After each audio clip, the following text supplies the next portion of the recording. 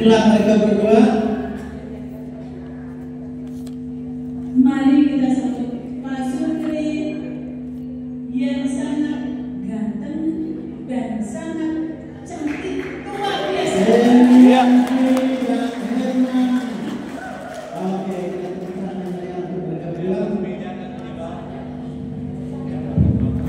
Izin. Waktu dan kesempatan silakan sepenuhnya. Untuk selanjutnya kami serahkan kepada moderator. Mari kita memulai sesi ini dengan berdoa dalam nama Bapa dan Putra dan Roh Kudus. Amin. Segala puji syukur kami aturkan kehadirat-Mu ya Allah Tritunggal yang Maha Kudus, karena pada sesi ketiga ini kami akan mendengarkan pengalaman Bu Pak Herman dan Bu Elianvi. Semoga apa yang telah mereka lakukan untuk para calon pengantin dan juga pasutri yang telah mereka layani dapat membuat kami mengetahui bahwa segala kegiatan untuk persiapan perkawinan dan juga untuk mengatasi masalah-masalah perkawinan dapat kami bantu dengan hal-hal yang praktis. Dan berkatilah Pak Herman dan Bu Elianvi, semoga mereka dapat memberikan materi ini dan mampu membantu segala hal-hal yang kami butuhkan di paroki-paroki dalam mempersiapkan kursus persiapan perkawinan dan juga hal-hal praktis membantu pasutri-pasutri yang mengalami kendala. Semua doa kami serahkan dan peraturan Tuhan kami Yesus Kristus yang hidup dan beraja kini dan sepanjang segala masa. Amin. Dalam nama Bapa dan Putra dan Roh Kudus. Amin. Bapak Ibu yang terkasih, di depan kita ada Pak Herman dan Bu Elianvi ya.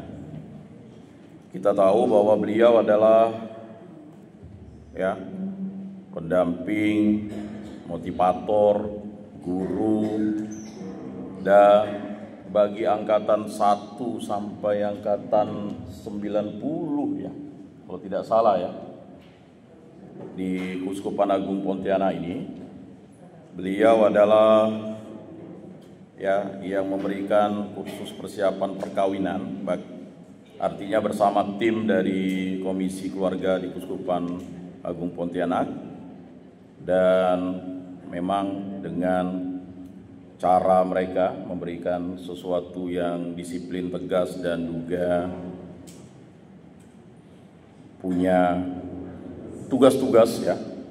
Bagi yang pernah ikut kursus persiapan perkawinan itu, kita paham itu ada tugas-tugas yang mereka berikan dan itu harus diselesaikan sampai tengah malam, khususnya untuk anggaran pendapatan belanja keluarga, ekonomi itu ya. Akibat ekonomi yang mereka berikan tugas itu ya, kita sekarang bisa sampai di titik ini. Itu sangat penting sekali. Jadi beliau akan memberikan panduan praktis. Beliau tidak mau dibuat kurikulum vitae-nya karena beliau sudah katakan mereka sudah mencapai level, kalau istilah di ya, level supi begitu. Ya artinya mereka bilang jejak rekam mereka yang dulu itu sudah tidak perlu kita ketahui, tetapi sekarang beliau berdua melayani dengan sepenuh hati. Artinya beliau akan memberikan panduan-panduan praktis dalam mungkin paroki-paroki yang mempersiapkan kursus persiapan perkawinan ya, supaya tidak ya membosankan atau tidak tidak memaksa, tetapi mewajibkan. Nah ini penting, karena seperti yang saya sampaikan semalam bahwa saya mengikuti KPP itu 2 kali bersama istri saya. Jadi bukan karena tidak diluluskan oleh Pak Herman, tetapi ada materi-materi yang tidak bisa saya ikuti. Istri ikuti juga waktu itu karena kebetulan hari kedua nenek saya meninggal. Jadi saya harus memilih untuk mengantar dan menguburkan nenek saya waktu itu ke Ledo, dan akhirnya kami berdua ya ikut berikutnya. Jadi tidak ada kegiatan-kegiatan di KPP itu yang bolong. dan wajib diikuti pada sesi atau angkatan selanjutnya. Nah, itu juga yang menjadi perhatian bagi kita. 3 hari 2 malam itu KPP itu sangat penting untuk seumur hidup kita. Nah, makanya mohon kepada seksi keluarga ini memperhatikan benar-benar bahwa KPP itu sangat penting. Karena banyak pasangan-pasangan waktu kami amati itu menganggap KPP ini hanya formalitas. Padahal KPP ini bekal yang dipakai kita untuk mengarungi hidup berkeluarga seumur hidup. Singkat, jelas, padat, tapi untuk seumur hidup. Nah, ini beliau berdua tahu caranya. Untuk waktu dan tempat disilakan pada Pak Herman dan Bu Elianti. Shalom. Boleh saya berdiri? Diizinkan duduk boleh? Boleh. Berdiri boleh juga. Ibu masih salam pakai tangan kiri karena tangan kanan baru buka gendongan. Karena terjadi rabu-rabu tabrakan ini patah dan kemudian dokter bilang nggak usah operasi. Gitu. Oke, karena waktunya kurang dan saya baru tahu bahwa beliau itu mengatakan saya diperintahkan bicara juga tentang KPP. Oke, kami tahu waktu kami bertemu beliau juga tahu ngerjain balik saya. Dia ngerjain balik saya gara-gara tak lulus KPP. Baik, itu nanti sesi kedua. Sesi pertama saya ngebut saja. Walaupun ngebut, suasana hati harus gembira dong. Masa datang ke sini pulang lalu nah, karena itu andai kata lakukan yang tulus mulia, jika ada kasih cinta apalah berguna. pasangannya Ajarilah rasa cintamu agar kami dekat padamu ya Tuhanku. Ajarilah rasa cintamu agar kami dekat padamu. belum berhasil saya mengajak Pak Sutri berpandangan. Apa boleh ulang?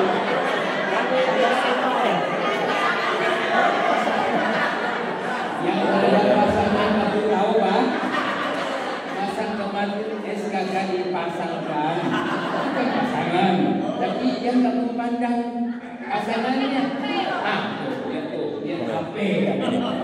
Baiklah, karena waktu lagu itu dianggap cukup. Itu ada barcode kan? Dalam Yesus kita bersaudara. Dalam Yesus kita bersaudara. Dalam Yesus kita bersaudara, sekarang dan selamanya. Dalam Yesus kita bersaudara. Sekarang apalagi alasan tak mau lihat kawan. Kalau kita pandangan lah. Mau kiri mau kanan terserah. Yang di tembok jangan ke kanan ya. Oke. Nah sekarang ada sukacita tapi gini. Dalam Yesus ada sukacita. Ininya berapa? Dalam Yesus ada sukacita. Dalam Yesus ada sukacita. kita sekarang dan selamanya dalam Yesus ada sukacita. Dia panggil nama saya, dengar dia panggil namamu, dengar dia panggil nama saya, juga dia panggil namamu. Oh giranglah Tuhan, oh giranglah puji Tuhan, Yesus amat cinta pada saya. Oh giranglah, jawab ya, ya, ya. Ku jawab ya, ya, ya. Ku jawab ya Tuhan, ku jawab ya Tuhan, ku jawab ya, ya, ya. Terakhir, jangan dikira supaya waktu habis. Bukan, sekali lagi kita kesini buat happy juga kan?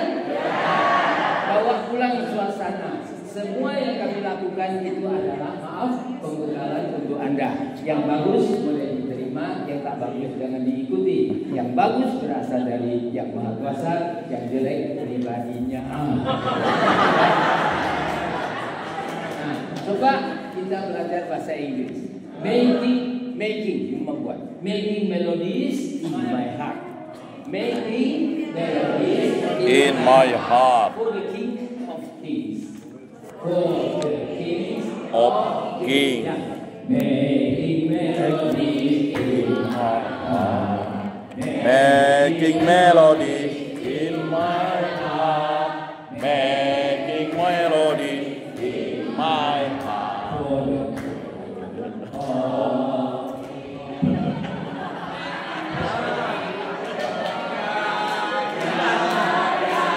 Belum.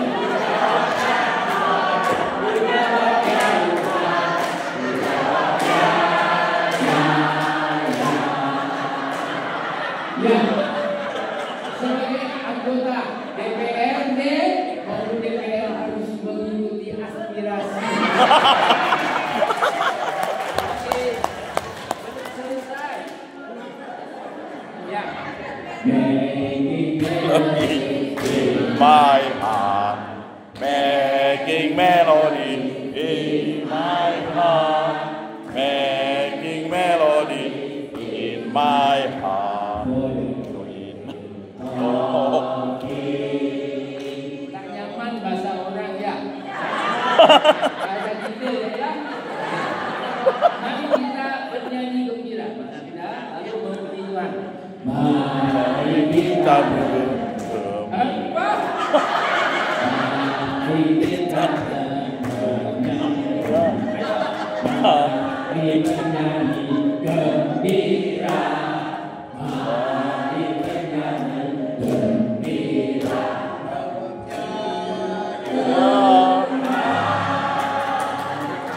Dengan 13 orang yang tidak ikut dalam kegiatan, yaitu 5 bisa pagi tadi sih lebih, kira 14 orang. Nah sekarang 31 orang sakit tangan. Semua naik ke tangan. Memuji. Di sini masih ada 1 orang. 1 orang itu dia terpesona. Ada kesempatan nanti.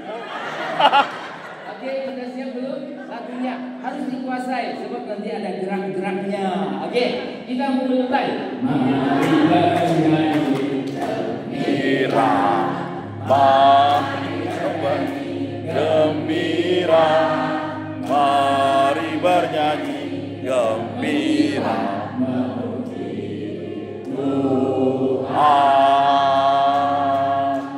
Supaya yang sakit itu, yang sakit tangan itu sinsang.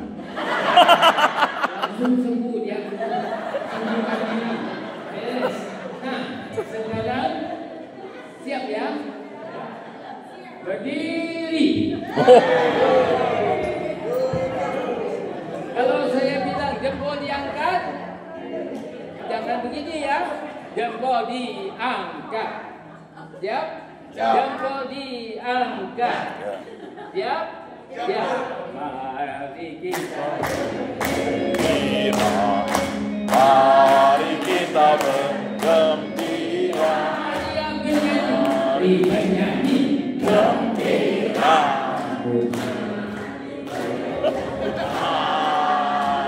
Jempol diangkat. Jempol diangkat. Angkat.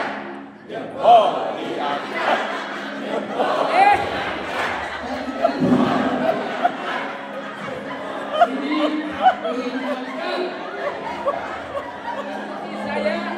Saya satu kali, kamu satu kali. Jempol diangkat. Angkat. Oh, diangkat. Iya.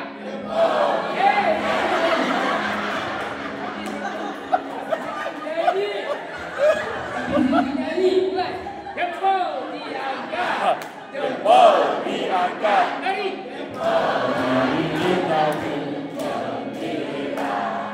Mari kita bergembira.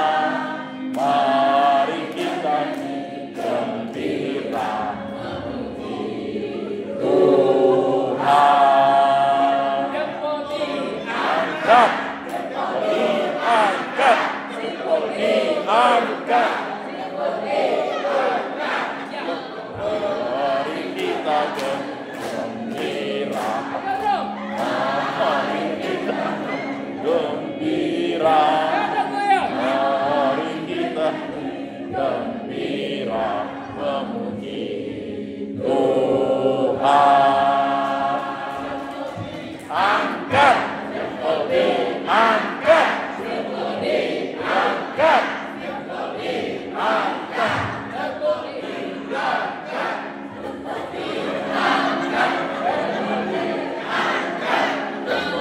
Mari kita gembira.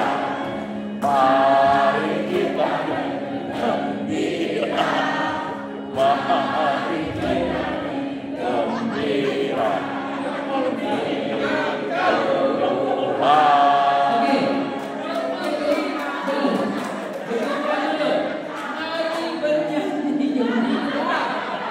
Mari bernyanyi gembira.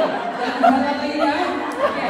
Jempol diangkat. Jempol Diangkat, siku dibuka. Siku dibuka. Lutut ditekuk. Lutut ditekuk. Kaki dibuka. Kaki dibuka. mari kita, Turun badannya. mari kita Turun. gembira. Mari bernyanyi.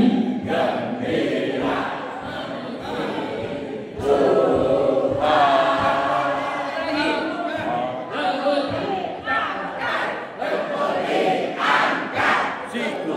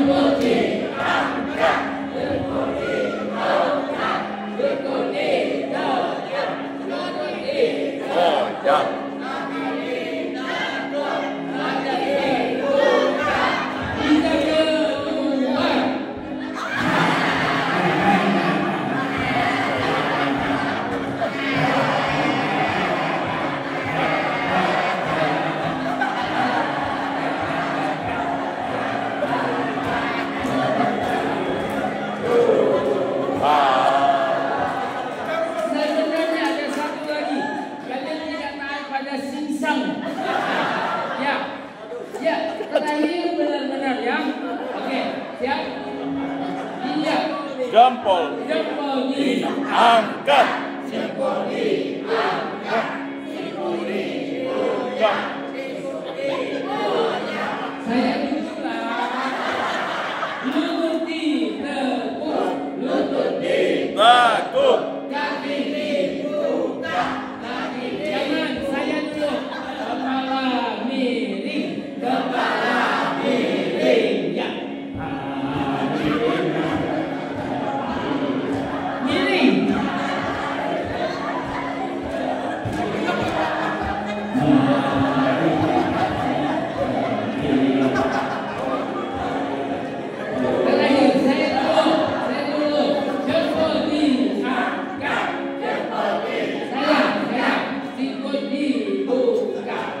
dibuka. Kaki lutut. Lutut ditekuk. Kaki dibuka. Kaki dibuka. Kaki dibuka. Kepala miring. Kepala miring. Ya. Miring, miring.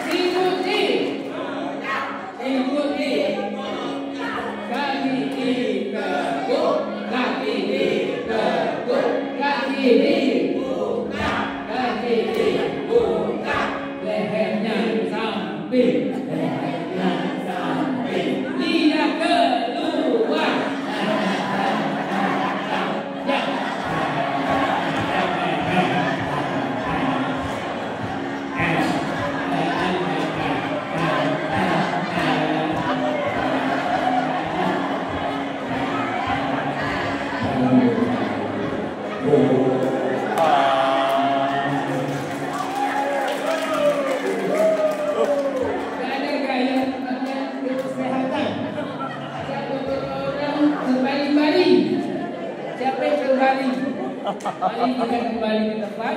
Ya, kami duduk dulu ya. Kami duduk. Oke, teman. Kita baca sebentar. Temanya dibaca 1, 2, 3. Orang dua. Pendidik pertama, utama dan tak tergantikan dalam iman. Oke, itu harus dipahami. Kalau tidak dipahami, kita bisa sesat. Nah, yang namanya mendidik dan mengajar kan tidak sama. Nah, kita cepat-cepatan ya. Boleh nggak? Anak-anak supaya cepat, anak-anak jangan ribut ya. Maaf ya, Guru.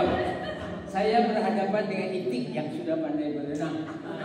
Dan saya itik tua yang berenangnya lebih lambat daripada itik yang baru lahir. Secara kodrati lahir dia sudah bisa jalan, bukan kayak bayi, ya enggak? Nah, jadi maafkan saya. Di depan saya banyak itik-itik segar yang sudah tahu berenang. Jadi itik tua bangkai mau pula di depan. Tapi karena di daulat ke depan ya saya ke depan bersama istriku. Nah, siapa yang tak tahu nama istriku? Tuh, Bu Herman kata orang. Padahal perkenalkan istriku namanya Elian V. Terima kasih. Ini sengaja. Biasa murid itu begitu. Kalau udah dikasih tahu nama presiden, nanti dia sebut nama kakeknya. Nah, itu bahaya. Dulu Menteri Pendidikan itu disebut Menteri P dan P. Pendidikan dan pengajaran. Dulu itu. Sekarang dianggap pendidikan di dalamnya ada pengajaran. Oke, saya terpaksa harus bercepat-cepatan. Kalau kita biasa bilang pelayanan beda dengan pekerjaan kan? Pelayanan itu kan tidak ada upahnya dalam arti duit. Nah, nggak ada. Kalau pekerjaan dapat duit dan lain-lain. Pelayanan itu tidak dipuji manusia katakan, tapi manusia suka puji sampai leher apa? Oke, baik. Nah, mendidik itu pastilah fokus pada pengembangan karakter. Baik-baik dengar ya, karakter dan kepribadian. Sedangkan pengajar biasanya lebih fokus pada pengetahuan akademis. IPA lah, IPS lah, matematika lah. Nah, melibatkan proses yang lebih luas dan kompleks. Itulah mendidik. Melibatkan proses yang lebih luas. Kalau mengajar, melibatkan proses yang lebih spesifik dan terfokus. Tadi matematika ya, matematika itu mengajar. Yang ketiga, mendidik itu bertujuan membentuk anak. Kita kan bicara anak kan, membentuk anak menjadi orang yang baik dan cerdas. Kata baik tidak operasional, perlu diterangkan. Baik itu misalnya dia bisa manggil om kalau jumpa om, dia bisa permisi ya mama, dia bisa bilang mak saya tidur ya. Itu adalah anak yang baik. Uraian dari kata baik itu banyak, tak usah sekarang waktu tak cukup. Nah, mengajar bertujuan untuk memindahkan pengetahuan, biasa disebut oleh orang Sanggau transfer of knowledge. Dan orang Sanggau itu kalau ngomong tuh hebat. Halo, nanti malam saya di kontak ya. Nah, kita bilang nanti malam kita telepon lagi, dia bilang kontak ya. Nah, itu orang Sanggau marah kalau orang Sanggau. Orang Sanggau bilang kontak. Oke, bertujuan untuk apa mengajar? Memindahkan pengetahuan dan keterampilan lebih-lebih. Jadi mengajar sebenarnya lebih sempit daripada mendidik. Dalam mendidik terdapat mengajar. Oke, sekarang bagaimana peran orang tua? Sentralnya kan? Dan guru juga harus terlibat melakukan kedua-duanya, mendidik dan mengajar untuk membantu anak dan atau murid menjadi baik, cerdas dan sukses. Oke. Nah, Pastor Barses kemarin ada menayangkan, kalian entah melihat atau tidak, dokumen Gereja Katolik Gravissimum Educationis atau pernyataan tentang pendidikan Kristen dikeluarkan waktu itu 28 Oktober tahun 65 yang membahas tentang pentingnya pendidikan dalam Gereja Katolik. Hanya mau katakan ini saja. Kalau hierarki mengatakan pendidikan itu penting dalam Gereja Katolik, mari kata penting itu menjadi aksi kita. Di mana-mana kita ingat pendidikan itu penting. Oke, terlalu lama saya berbicara. Oke, saya mau bicara tetap pada orang tua sebagai pendidik pertama. Kata pertama dan kata utama sudah belum dicerna. Apa itu pertama? Kok pertama? Mengapa utama? Mari kita lihat singkat saja. Peran orang tua sebagai pendidik pertama. Papa mama pendidik pertama, pengasuhan dan perawatan. Kata mengasuh kan berarti kan Pak Guru, umurnya baru lahir Pak Guru datang, ya kan? Tapi mama papa berada di samping. Orang tua menyediakan kebutuhan dasar anak, misalnya makanan, kemudian sediakan tempat tinggal, rumah, dan perawatan kesehatan. Demam sedikit mamanya nangis, itu tanda bahwa memang buah hati, Bang. Kalau bukan buah hati, buah jeruk kan? Kalau busuk sedikit katanya ini jeruk BS, itu BS baik sekali. Bukan Pak, ini jeruk busuk sedikit. BS juga. Busuk sedikit harga lebih murah. Kalau anak kita demam makin murah kan? Mana boleh? Dibawa pakai becak zaman dahulu mamaku tuh bawa adikku nangis mama. Soalnya dia mengalami step itu bukan Pak Syafik step. Tapi orang terlalu panas dalamnya itu. Oke, baiklah. Jadi peran orang tua sebagai pendidik pertama, bukan pertama apa, kedua apa, bukan. Pendidik tanda hubung pertama. Jadi pendidik pertama itu perannya tadi untuk apa? Mengasuh dan merawat. Enggak sampai merawat dan guru di sekolah. Itulah makanya kamu disebut pertama. Kedua, pembentukan karakter. Orang tua membentuk karakter anak melalui penanaman nilai-nilai dasar. Misalnya jujur, saya cepat saja ya. Kemudian simpati, empati, dan juga dia berdisiplin yang kita akan teruskan pada umat kita.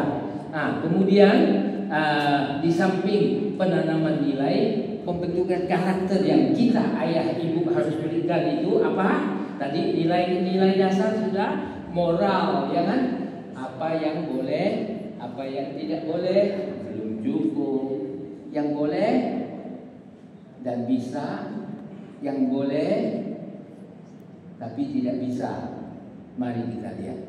Moral itu artinya sesuatu yang boleh dikerjakan dan bisa dikerjakan. Betul itu kan? Pasti tidak betul definisinya. Tapi contoh saya membuat kalian lebih jelas. Saya punya tetangga ada mangga. Mangga itu cabangnya liar ya.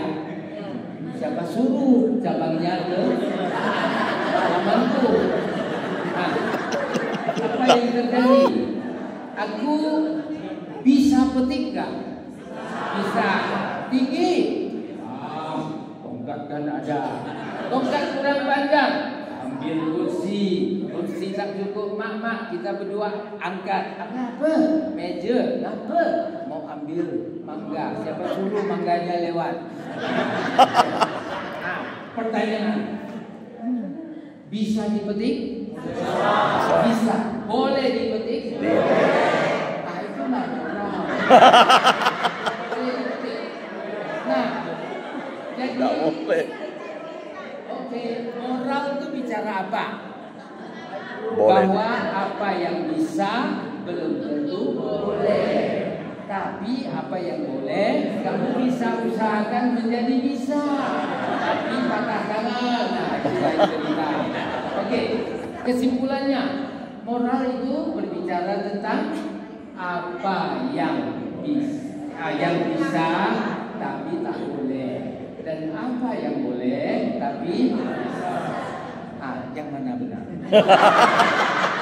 Tidak usah panjang lebar, karena ini sangat bisa masuk otak akal dalam buang waktu. Sudah jelas? Sudah ya? Jadi tadi bicara menanamkan nilai itu lebih-lebih orang tua, bukan gurumu. Kenapa gurumu tak ajar? Anaknya itu mama nanya aku pula. Oke. Moral tadi udah jelas?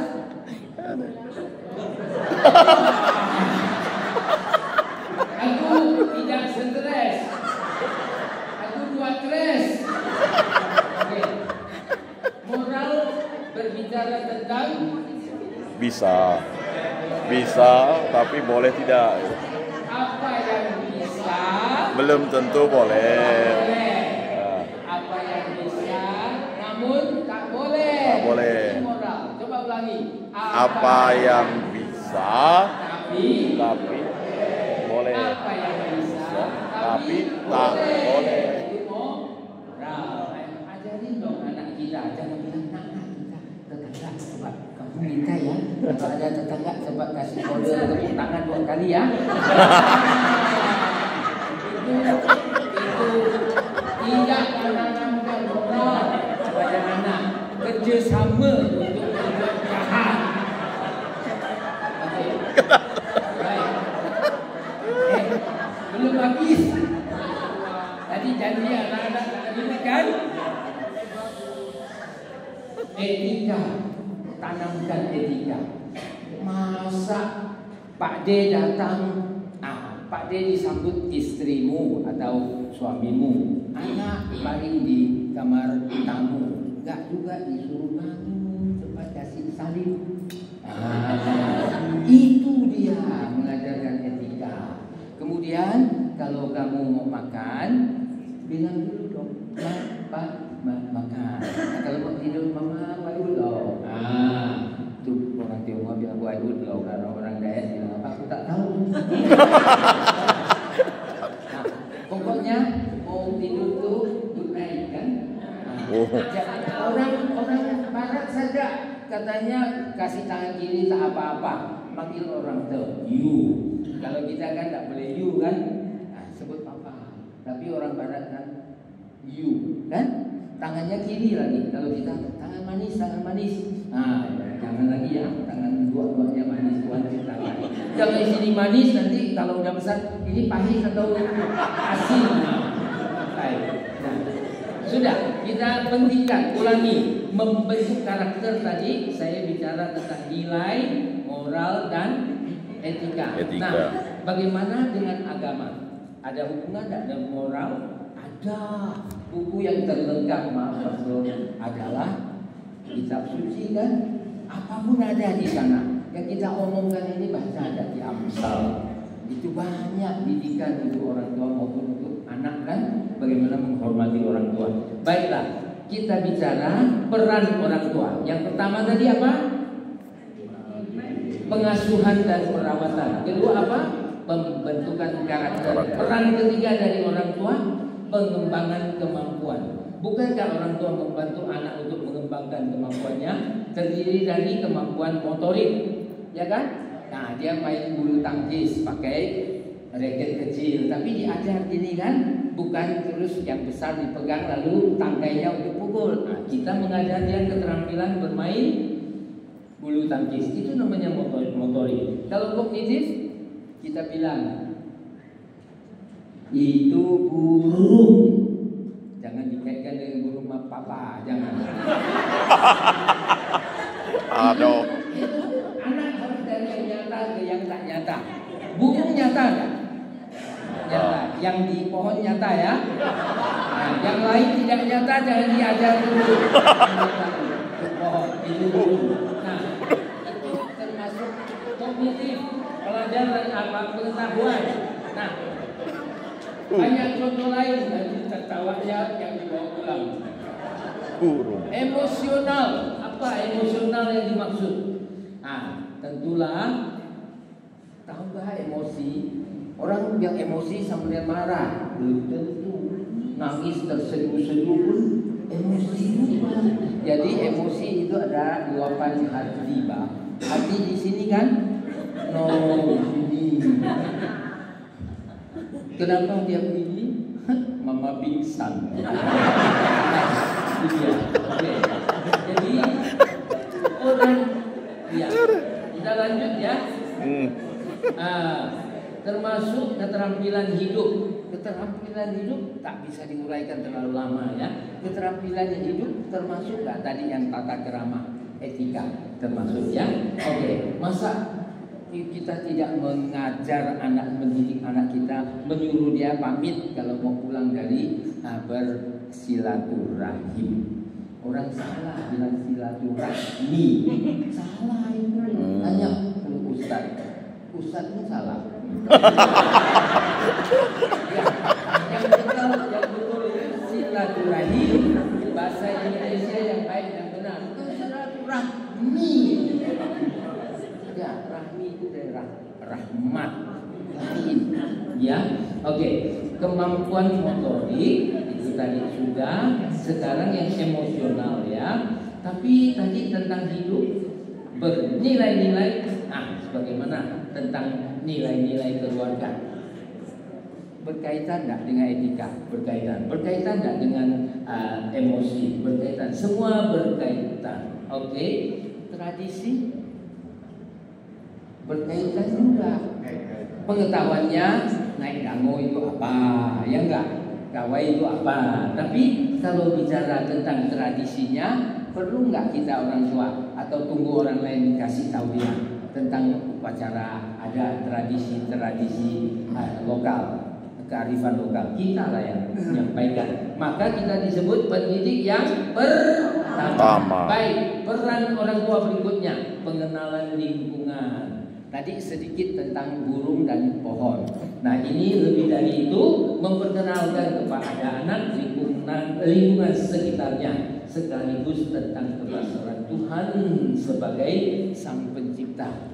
Tuh, nak, kita keluar yuk, lihat-lihat di lapangan, di halaman. Itu cantik ya, capung namanya, capung. Siapa menciptakannya, nak? Mana aku tahu? Kasih tahu lah sama anak tuh. Jangan bilang adalah.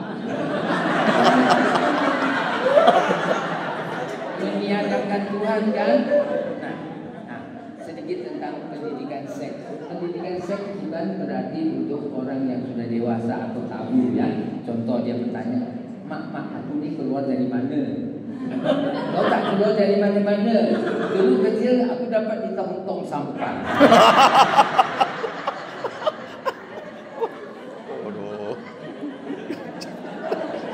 Jadi masuk nggak pendidikan iman?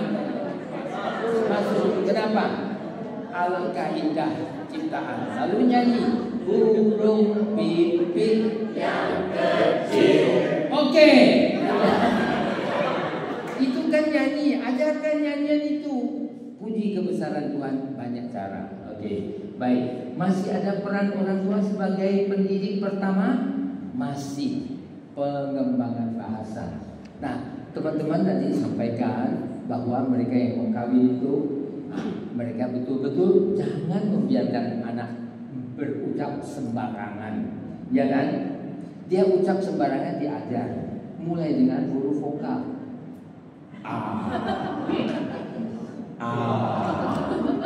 Lalu nanti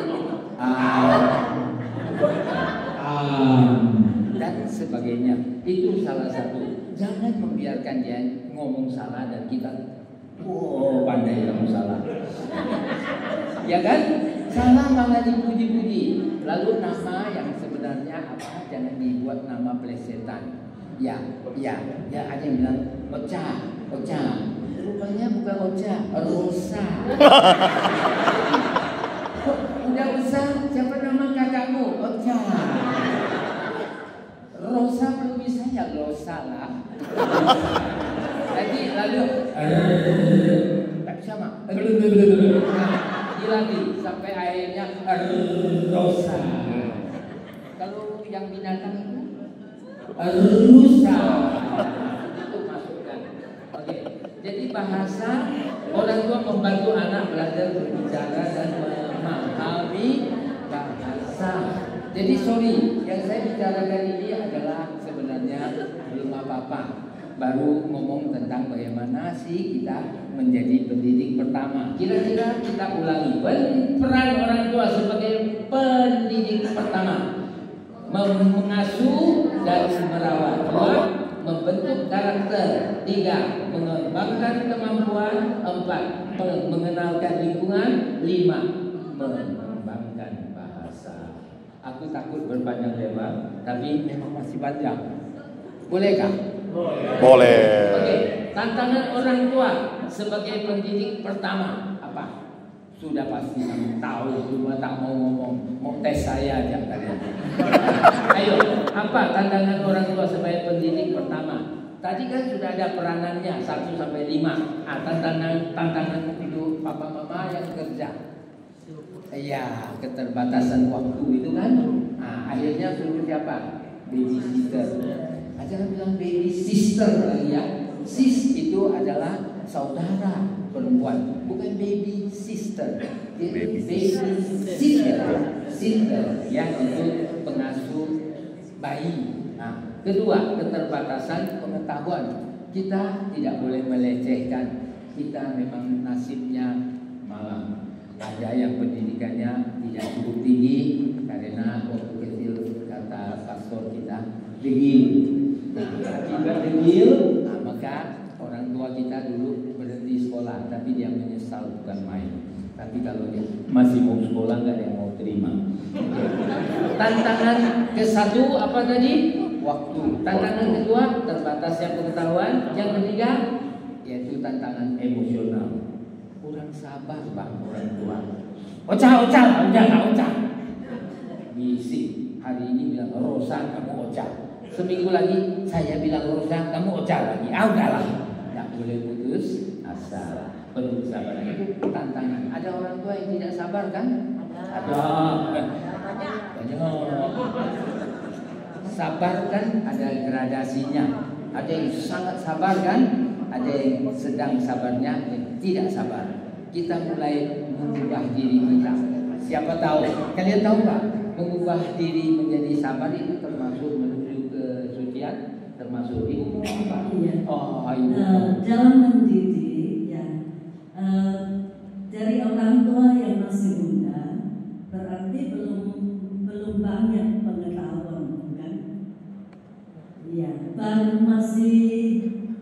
Baru memasuki pernikahan dan baru melahirkan, ya tentu masih dari nol bagaimana caranya mendidik.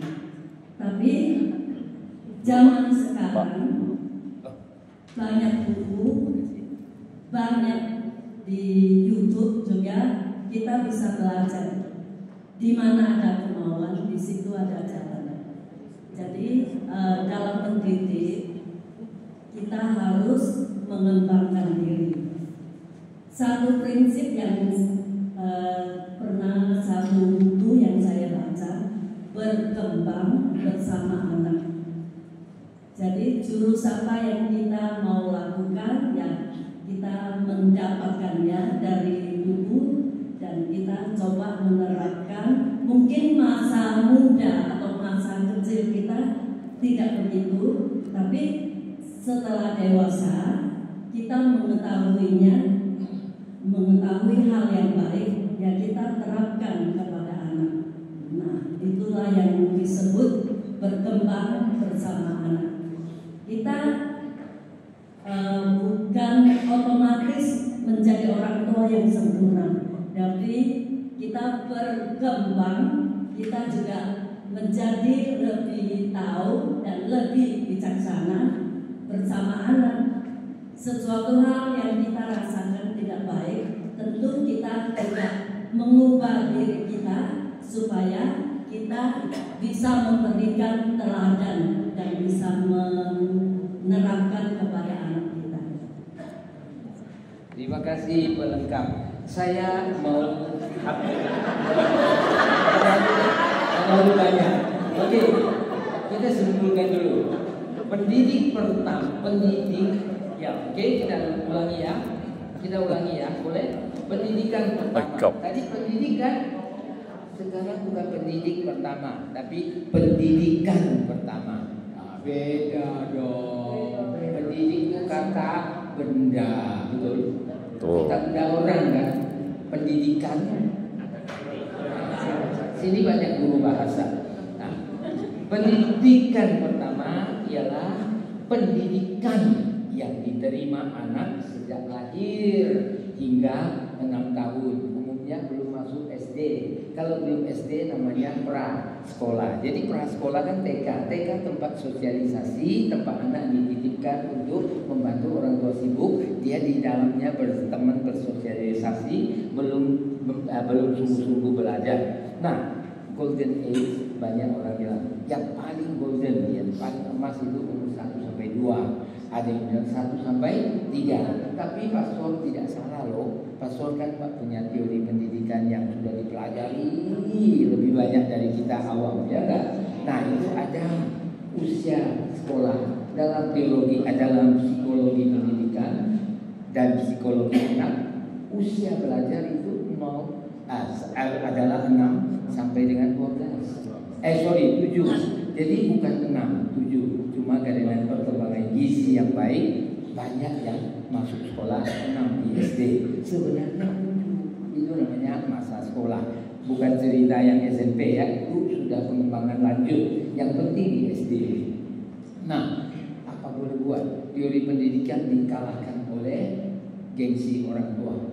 Kalau orang tua sekolah daftar di sekolah A tak diterima kurang 2 bulan, lari ke sekolah lain. Akhirnya sekolah yang ditinggalkan dari murid kita kurang, udahlah kamu tidak terima yang kecil-kecil. Akhirnya dalam pendidikan pun terjadi persaingan. Yang dibuat bersaing itu anak kita kan, umur kecil pun diterima. Oke, saya yang kedua jangan lupa utama. Kaitkan nggak utama dengan pertama? Kurang lebih, Pak. Ya kan? Pertama pasti utama, Pak. Orang utama pasti duduk di yang pertama, Pak. Betul kan? Jadi utama dan pertama itu sebenarnya dia berkait-kait. Namun khusus kita hanya sedikit tentang pengembangan kemampuan, emosi, pengembangan kemampuan kan tadi ada motorik. Oh lupa ya. Ayo pengembangan kemampuan ada yang motorik, pengetahuan kognitif namanya dan emosional. Nah, yang emosional saya tambahkan utama kita orang tua utama karena mental dan emosi anak kita mengusahakan bukan bapak ibu loh. Bapak ibu menyampaikan pada umat setempat bahwa ajarilah anak tidak cepat putus asa atau ulet. Nah, tapi jangan bilang ulet, nanti dia sangka ulat yang kecil namanya ulat besar, ulat yang kecil. Nah, ulet itu apa? Harus dijelaskan. Ulet mampu bertahan dari awal sampai akhir. Jangan menggebu-gebu anak bilang tolong di multiplex. Saya mau bikin lemari, saya sudah baca di majalah. Nah, beli gergaji, beli bor, beli paku, beli apa. Kemudian anak mulai dengan gergaji dulu. Ukur, habis ukur dia gergaji. Baru 15 cm dia udah tak mau teruskan. Tidak ulet kan? Mampu nggak dia jadikan lemari? Enggak, motong dia tak putus. Nah itu tak ulet. Nah jangan. Anak mau berbuat apa? Konsisten dan konsekuen. Aku mau, ya mau, ya mau, tidak ya tidak, kata pastor. Kan? Jangan tidak. Nah, jangan putus cepat putus asa, ulet, sabar dan sebagainya.